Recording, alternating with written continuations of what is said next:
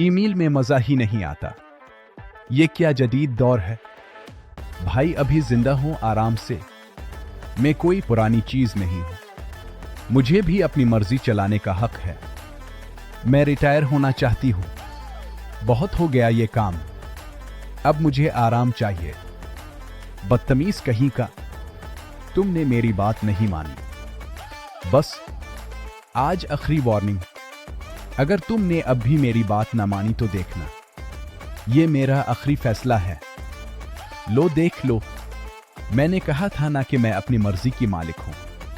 अब तुम क्या करोगे, ये मेरी जीत है। चिल्लू, पैक्स की भी मर्जी, मैं हार मानता हूं। लगता है मुझे भी अब जदीद होना पड़ेगा। हाय हा, ये तो बहुत मजेदार था। एक्स मशीन ने तो कमाल कर दिया, ये वाकई एक ड्रामा क्वीन है।